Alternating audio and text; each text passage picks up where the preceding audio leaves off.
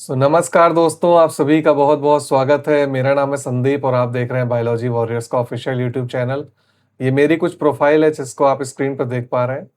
देखिए, main video का जो टॉपिक है वो मेरी प्रोफाइल नहीं है। जो मेन वीडियो का टॉपिक है, वो हमको बेसिकली जो नया आपका यूपी टीजीटी 2026 की वैकेंसी आने वाली है और साथ ही में यूपी पीजीटी की भी आने वाली है और प्राइमरी की भी आने वाली है।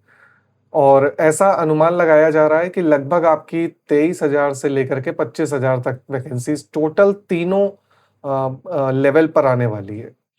तो दोस्तों, उस नई वैकेंसी का अब हम नए सिरे से तैयारी करने वाले हैं। और जैसा आप सभी को पता है कि काफ़ी सारे स्टूडेंट्स का सिलेक्शन अभी यूपी एलटी ग्रेड में जो एग्ज़ाम हुआ है एलटी मेंस का, उन्होंने मेंस का एग्ज़ाम लिखा है। काफ़ी सारे स्टूडेंट्स का सिलेक्शन यूपी टीजीटी में हुआ, पीजीटी में हुआ और कई सारे स्टूडेंट्स का जो फाइनल रिजल्ट है पीजीटी का और टीजीटी का जारी कर दिया गया है। तो आयोग अब फुल स्पीड में आपकी नई वैकेंसीज का आयोजन करने के लिए भी रेडी है। जैसा आप सभी को पता है दोस्तों कि 2027 में चुनाव है, तो उसके संबंध में आयोग ये चाहता है कि जो आपका नई वैकेंसियां हैं उनका भी जल्दी से जल्दी वो निस्तारण कर दे और उसमें आपकी जो सिलेक्शन जिनका होना है उनको ज्वाइनिंग लेटर भी जल्दी से जल्दी दे दिया जाए। तो सरकार ये चाह रही है कि जल्दी से आपका एग्जाम करा लिया जाए और जल्दी से आपकी ज्वाइनिंग करा दी जाए। तो उसके लिए सबसे पहले एग्जाम कराना होगा। तो एग्जाम कैसे होगा, क्या होगा, कब तक होगा और एग्जाम का पूरा पैटर्न क्या रहने वाला है, वो सारी चीजें हम लोगों ने एक वीडियो में ऑलरेडी डिस्कस कर लिया है। उसके संबंध में मैंने आपको जानकारी ऑलरेडी एक वीडियो में दे दी है। उस वीडियो को आप आई बटन पर देख पा रहे हैं, ऊपर आपको दिखाई दे रहा होगा। ठीक है, तो वहां से जाकर के उस वीडियो को देख सकते हैं आप और बाकी पूरी जानकारी, रणनीति जो आने वाली नई वैकेंसी उसके लिए आप जान सकते हैं किस तरीके से आपको तैयारी करनी है। ठीक है, बाकी अब जब आप तैयारी के फेज में लगेंगे, क्योंकि दोस्तों आपको पता है, मैंने जैसे कि उस वीडियो में कहा भी है कि नोटिफिकेशन कभी भी आ सकता है। आयोग पूरी जोरों शोरों से अब नई वैकेंसी की तैयारी में लगा हुआ है। उसने यूपी टेट का पेपर करा लिया और जहां तक है सुपर टेट भी होने वाला है ना। अगले महीने आपका सुपर टेट का नोटिफिकेशन भी आ सकता है। तो आयोग फुल स्पीड में अब वैकेंसीज जारी करने के लिए रेडी है। तो दोस्तों, क्योंकि इस बार का यूपी टीजीटी का और साथ ही में पीजीटी का जो पेपर आया है 2022 का, अगर हम बात करें जो 4 साल बाद हुआ था आपका मई जून में, उसका पेपर बिल्कुल ही अलग लेवल का था। खास करके पीजीटी का अगर हम बात करें तो वो उसमें कुछ क्वेश्चंस कहीं ना कहीं आपके नेट लेवल तक टच कर गए थे और कुछ क्वेश्चन इजी भी थे लेकिन लेंदी भी थे। वैसे ही आपका टीजीटी में भी आपके कुछ क्वेश्चंस काफी लेंदी थे, टाइम टेकिंग थे। तो अब क्या आपकी नई रणनीति रहनी चाहिए, आपका सिलेबस कैसे आपको कवर करना है और सबसे बड़ी बात है कि सिलेबस आखिर है क्या? कई सारे स्टूडेंट्स की ये आप कह सकते हैं क्वेरी है या कई सारे लोगों को ये कन्फ्यूजन है कि हो सकता है सिलेबस चेंज हो जाए, एग्जाम पैटर्न चेंज हो जाए। तो एग्जाम पैटर्न में देखिए, अगर कुछ चेंज होना होगा तो उसमें बहुत हो सकता है कि नेगेटिव मार्किंग आपकी ऐड कर दी जाए और ये भी चांसेस लगाए जा रहे हैं प्रवक्ता लेवल पर कि आपके जीके जीएस भी ऐड कर दिया जाए और साथ में टीजीटी में भी हो सकता है कर दिया जाए। लेकिन अभी ऐसा कोई जानकारी आयोग की तरफ से नहीं दी गई है कि आपका जीके जीएस इंक्लूड होगा या नहीं होगा, पैटर्न में कुछ चेंज होगा या नहीं होगा। वो जब होगा तो आपको एक इंफॉर्मेशन मिल जाएगी और इतना इनफ टाइम मिलता है नोटिफिकेशन के बाद एग्जाम कराने के बीच में, लगभग 1.5 से 2 महीने का समय मिलता है। तो उससे आपको उस समय में अगर जीएस ऐड भी हो जाती तो आप जीएस की तैयारी भी कर सकते हैं। और जिन लोगों ने अभी यूपी एलटी ग्रेड का पेपर दिया हो, जीआईसी लेक्चरर का पेपर दिया हो, तो उन लोगों ने तो वैसे ही जीएस को पढ़ा ही है। ठीक है, लेकिन जो छात्र सिर्फ बायोलॉजी पढ़ते हैं, जो सिर्फ यूपी टीजीटी पीजीटी की तैयारी करते हैं, उनके लिए भी अब हो सकता है जीएस आपको पढ़नी पड़े। तो दोस्तों, जीएस का क्या सिलेबस रहेगा वो तो आयोग जब जारी करेगा तभी हम लोग देख पाएंगे। ठीक है, उसका अभी कोई आइडिया नहीं है। बेसिक जीएस आपने जो एलटी के लिए पढ़ी है वही अभी आप पढ़ते रहिए। लेकिन मेन आपका जो यूपी टीजीटी का सिलेबस, इस वीडियो में हम लोग बेसिकली ये बात करने वाले हैं कि आपका जो यूपी टीजीटी का सिलेबस है वो क्या रहने वाला है। ठीक है, क्या ये पुराने सिलेबस से मिलता जुलता है? बिल्कुल हाँ। और क्या ये आपका नया सिलेबस में कुछ चेंज होगा? तो देखिए कुछ चेंजेस यहाँ पर हो सकते हैं, लेकिन ज़्यादा कुछ चेंज नहीं होगा, आपका सिलेबस एज़ इट इज़ ही रहेगा, ठीक है? ये आप सोच रहे होंगे कि मैं इतने दावे के साथ कैसे कह सकता हूँ? क्योंकि देखिए एग्ज़ाम अगर आपका एकदम से नई वैकेंसी आती है, जस्ट अभी आपका 4 साल पुरानी वैकेंसी का पेपर हुआ है और लगभग जिस तरीके से एग्ज़ाम डेट आपको बताई जा रही है कि अगस्त या सितंबर में आ सकता है, ठीक है? अगस्त ठीक है, अगस्त या फिर सितंबर में, जैसा मैंने भी आपको बताया है अपनी वीडियो में, ठीक है? मैं ऐसा नहीं है कि आपको नकार रहा हूँ कि मैंने नहीं कहा है, लेकिन ज़्यादातर जो इन्फॉर्मेशन मिल रही है वो अगस्त सितंबर की ही लोग कयास लगा रहे हैं कि पेपर इसी महीने हो सकता है, क्योंकि ये एक सबसे सूटेबल टाइम है। इस समय आपका ना कोई एलटी ग्रेड का पेपर है, ना जीआईसी का पेपर है, अदर कोई स्टेट का भी पेपर नहीं है। और ये अगर आप आज से तैयारी शुरू करते हैं तो आपके लिए एक अच्छा टाइम पीरियड भी हो जाएगा। आपके पास लगभग जो नोटिफिकेशन का टाइम है वो अगस्त सितंबर में देखने को मिल सकता है। तो मतलब अगर अगस्त सितंबर में नोटिफिकेशन आएगा तो पेपर आपका अक्टूबर नवंबर में हो सकता है, ठीक है? तो अक्टूबर नवंबर में आपको, अगर आप आज से शुरू करते हैं तो लगभग 3 से 4 महीने का टाइम मिल सकता है, ठीक है? तो 3 से 4 महीने में आपको किस तरीके से तैयारी करनी है, क्या-क्या टॉपिक्स आपको पढ़ने हैं, वही सारी चीज़ें हम लोग इस वीडियो में डिस्कस करने वाले हैं, कौन-कौन से इंपॉर्टेंट टॉपिक्स। और ये सिलेबस मैं आपको बता दूँ, ये आपका 2022 के सिलेबस के ऊपर बेस्ड है, ठीक है? पूरा टॉपिक जो 2022 के सिलेबस में था, वही इस बार भी मैंने इसमें रखा है। क्योंकि आपको, जैसे जो नए स्टूडेंट्स हैं, जो पुराने स्टूडेंट हैं उनको तो सिलेबस पता ही है, लेकिन जो नए स्टूडेंट्स हैं उनको सिलेबस का आइडिया नहीं है कि आखिर उनको पढ़ना क्या है। अभी देखिए आयोग का नया नोटिफिकेशन तो आया नहीं है, तो उसमें सिलेबस आपको नया वाला तो नहीं मिल पाएगा। तो अभी आप तैयारी कैसे करेंगे? आपके पास एक सोर्स तो होना चाहिए जिसके बेसिस पर आप तैयारी कर सकें। तो तैयारी करने का जो सोर्स है वो पुराना सिलेबस ही है। तो चलिए एक बार दोस्तों बिना देर के हुए इस टॉपिक पर आते हैं। और अगर आप लोग हमारे चैनल पर पहली बार आए हैं और आप यूपी टीजीटी पीजीटी की फ्री में तैयारी करना चाहते हैं, तो हमारा, आपको पता है, एक फ्री बैच शुरू होने वाला है और उसकी जो क्लासेस रहने वाली है वो मंडे टू सैटरडे डेली 2 बजे रहने वाली है, ठीक है? और ये क्लासेस आपको बिल्कुल फ्री ऑफ कॉस्ट यूट्यूब पर मिलेंगी और पीडीएफ वगैरह जो होगी क्लास की वो आपको टेलीग्राम चैनल से मिल जाएगी, तो वहां से जाकर के ज्वाइन कर सकते हैं, ठीक है? तो ये जब बैच शुरू हम करेंगे तो उसकी जानकारी आपको मिल जाएगी, ठीक है? चलिए, तो आज हम लोगों को बात करना है यूपी टीजीटी बायोलॉजी का सिलेबस। पीजीटी का भी मैं आपके साथ शेयर करूंगा एक नेक्स्ट वीडियो में।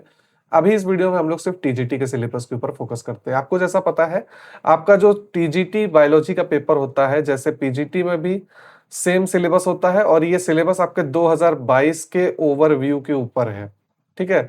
जो पूरा इन डेप्थ सिलेबस हमने यहाँ पर डिजाइन करके आपको बताया है, वो पूरा सिलेबस आपका 2022 के सिलेबस पर ही बेस्ड है, ठीक है? और सिलेबस में आपको पता है 2 मेजर यूनिट्स होती हैं, zoology and botany, for the trained graduate teacher examination, जिसको हम लोग टीजीटी बोलते हैं ना, टीजीटी, ठीक है?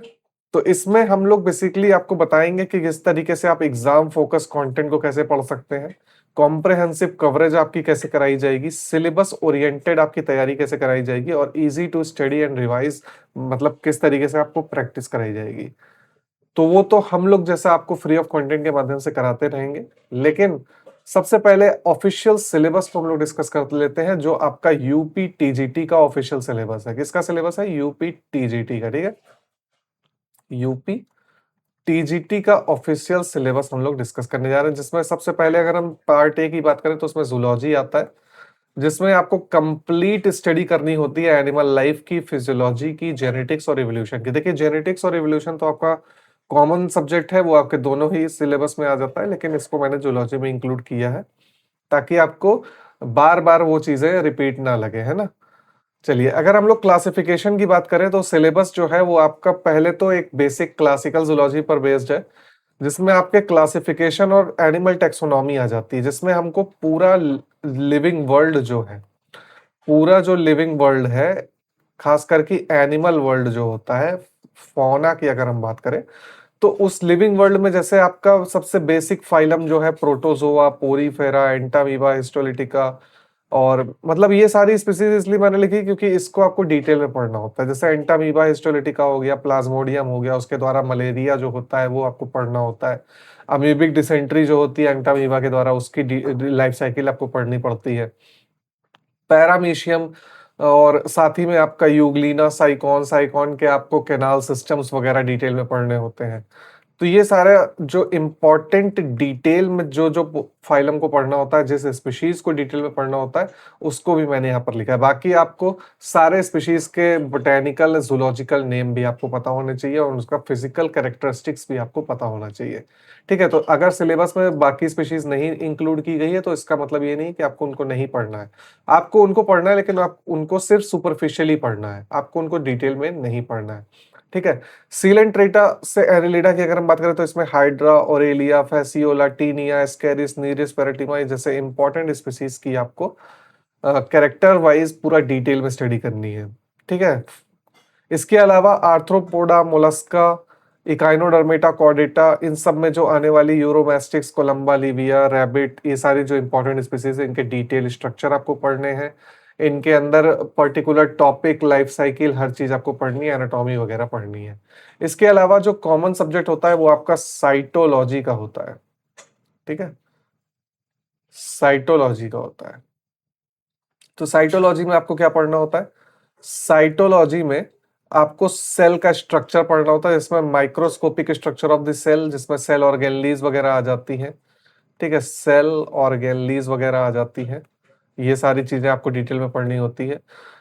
हर सेलुलर कंपोनेंट का डिटेल में एनालिसिस आपको करना होता है, उसको पढ़ना होता है। उनके अंदर चलने वाली मैकेनिज्म जैसे माइटोसिस, मियोसिस, गैमेटिक रिप्रोडक्शन, जैसे कॉन्जुगेशन, ट्रांसडक्शन, ट्रांसफॉर्मेशन, ये सारी चीजें आपको डिटेल में पढ़नी होती है।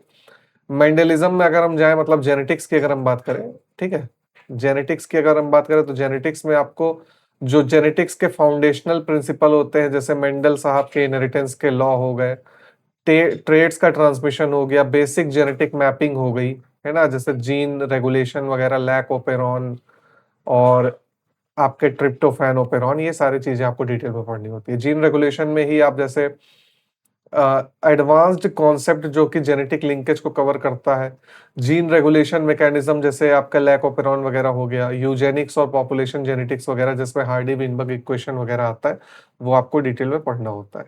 इवोल्यूशन की अगर हम बात करें तो इसमें आपको जो बायोटिक एवोल्यूशन और उसके evidence, deep dive into Lamarckism, मतलब जितनी भी थ्योरीज होती है एवोल्यूशन की, लेमार्किज्म हो गया, नियो लेमार्किज्म हो गया, डार्विनिज्म हो गया, नियो डार्विनिज्म हो गया, mechanism including the mutation, variation, isolation and comprehensive evolution of man, यानी ह्यूमन एवोल्यूशन को भी आपको अच्छे से पढ़ना होता है। तो ठीक है, ये पूरा आपका जो डिटेल्ड सिलेबस है वो आपके साथ मैं डिस्कस कर रहा हूँ। ठीक है, तो ह्यूमन इवोल्यूशन भी आपको पढ़ना होता है इसमें, है ना, रामापिथेकस, ऑस्ट्रेलोपिथेकस, होमो इरेक्टस, होमो निएंडरथैल, वो सारे जो इवोल्यूशन हुआ है वो सब चीज आपको पढ़नी होती है। इकोलॉजी की बात करें तो इसमें इकोसिस्टम के बेसिक कॉन्सेप्ट, इकोसिस्टम का इंटरैक्शन, है ना, इकोसिस्टम का इंटरैक्शन, जैसे म्यूचुअलिज्म, कमेंसलिज्म, अमेंसलिज्म, है ना, तो ये सारे इंपॉर्टेंट इकोलॉजिकल ब्लॉक्स वगैरह आपको पढ़ने होते हैं।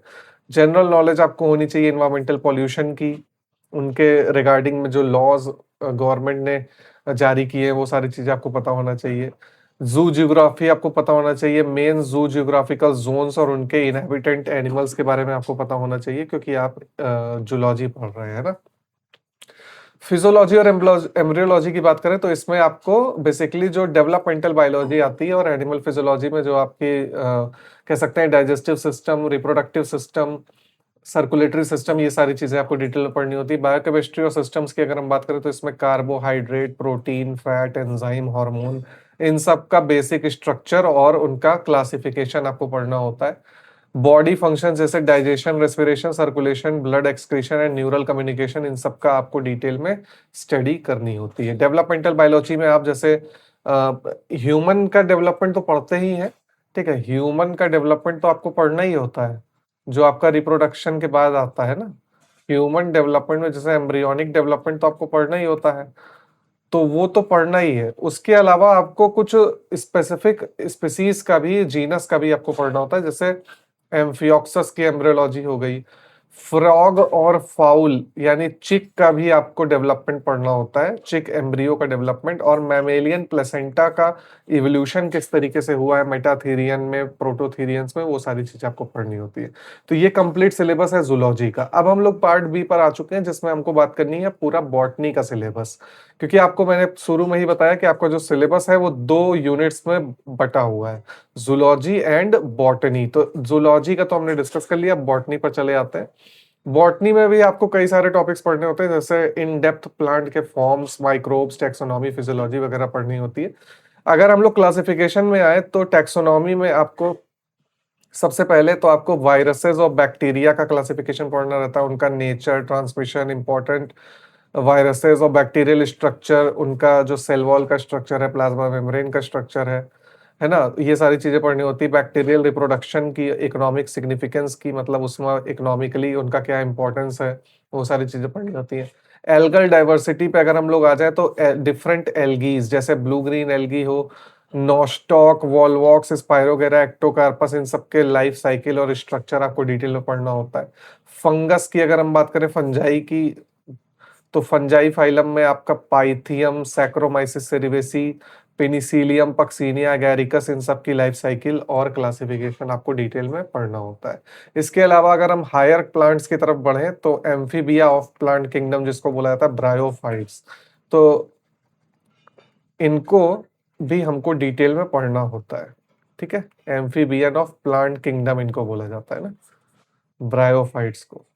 तो ब्रायोफाइट्स में अगर हम जाते हैं तो उनमें जो मेन ग्रुप्स हैं, जैसे आपके रिक्सिया, मार्केंसिया, उनका क्लासिफिकेशन, ठीक है, यहाँ पर लिखा नहीं है लेकिन मैं आपको बता देता हूँ, क्योंकि वो तो कॉमन है, वो तो आपको पढ़ना ही है, इसलिए लिखा नहीं है मैंने। रिक्सिया, मार्केंसिया हो गया, इन सब का आपको डिटेल में स्ट्रक्चर पढ़ना होता है। इसके अलावा आपको रिकेट्सिया, पार्किंसोनिया, फ्यूनेरिया, इन सबके डिटेल लाइफ साइकिल और स्ट्रक्चर पढ़नी होती है, क्लासिफिकेशन पढ़ना होता है। Pteridophytes first land vascular plants हैं, इनका आपको कैरेक्टरिस्टिक मेन फाइला है, जिसकी इन डेप्थ स्टडी आपको लाइकोपोडियम, सिलाजिनेला, इक्विसिटम, मार्सिलिया वगैरह का करना होता है।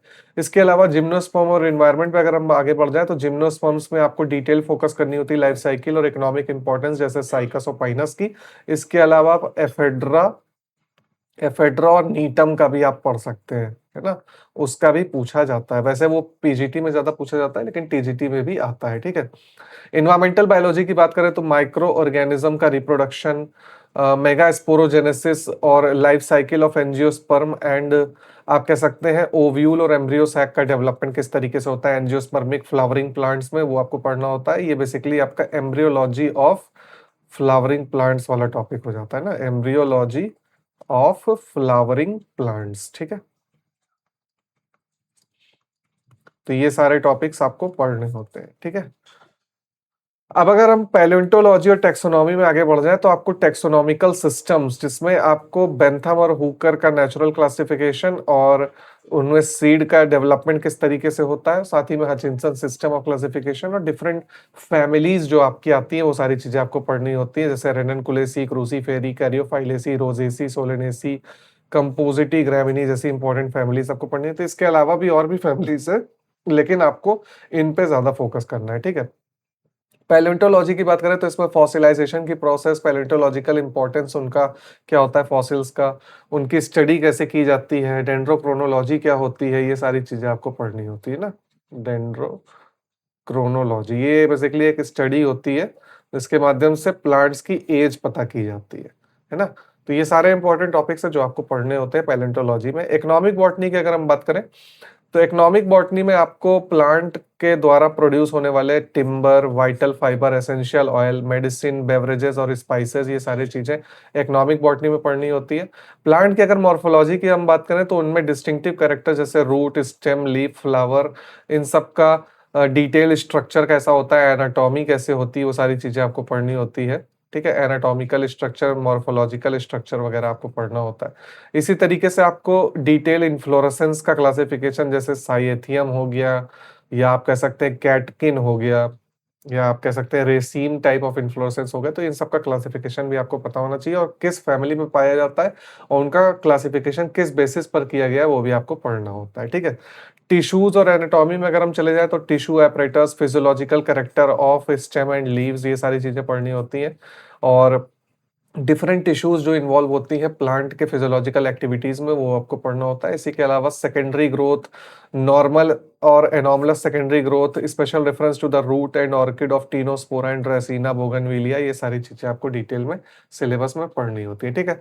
तो ये तो हो गया आपका बेसिक बॉटनी का सिलेबस। अब जो कॉमन सिलेबस है, जैसे plant physiology, water absorption, sap, ascent sap या फिर ट्रांसपिरेशन जिसको बोलते हैं, photosynthesis, respiration, protein synthesis, nitrogen cycle, ये सारी चीजें आपको पढ़नी होती हैं। जेनेटिक्स तो आपका कॉमन है वो जूलॉजी बॉटनी में, लेकिन अगर प्लांट जेनेटिक्स की बात करें तो उसमें प्लांट के cell organelle, chromosome structure, sex determination, mutation, polyploidy, evolution का प्रिंसिपल, वो सारी चीजें आपको पढ़नी होती है। इकोलॉजी की बात करें तो auto ecology, plant succession, ecosystem impact और सॉयल इरोजन जैसे इंपॉर्टेंट टॉपिक्स आपको पढ़ने होते हैं।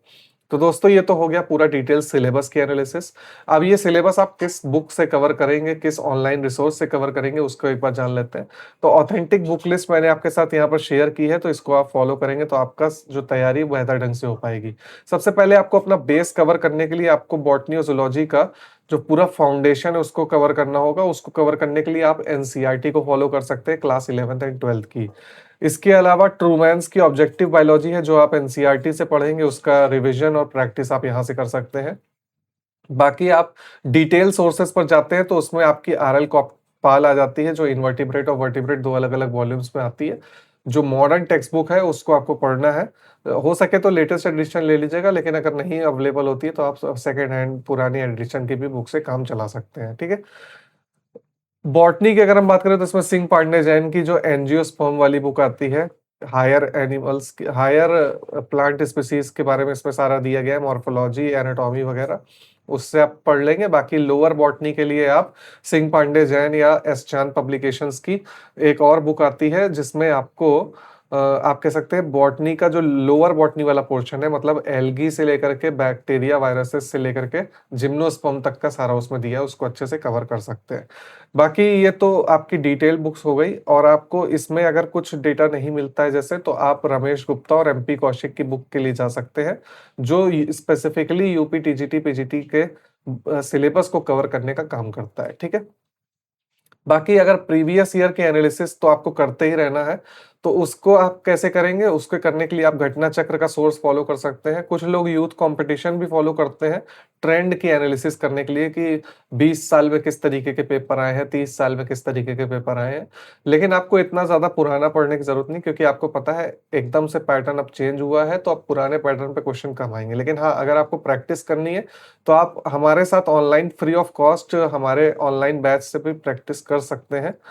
और अगर आपको बुक में ही जाना है, जैसे ऑनलाइन प्रैक्टिस आपको नहीं करनी है, तो आप यूथ कंपटीशन ले सकते हैं, लेकिन मैं उसको इसलिए उतना सजेस्ट नहीं करता हूँ। उसके जगह पर मैं घटना चक्र इसलिए सजेस्ट करता हूँ क्योंकि घटना चक्र में जो डेटा दिया हुआ है, फैक्चुअल डेटा, वो ज़्यादा सही है, और यूथ कंपटीशन में काफ़ी ज़्यादा गलतियाँ हैं। इसके अलावा अगर आप कोई और बुक को कवर करना चाहते हैं प्रैक्टिस के लिए, तो आप नीट फिंगर टिप्स को भी फॉलो कर सकते हैं। तो दोस्तों यही कुछ इंपॉर्टेंट इन्फॉर्मेशन थी यूपी टीजीटी के सिलेबस से रिलेटेड। आई थिंक ये वीडियो आपको पसंद आई होगी। बाकी जो यूपी टीजीटी का और पीजीटी का नया बैच जो है वो शुरू होने वाला है इसी चैनल पर।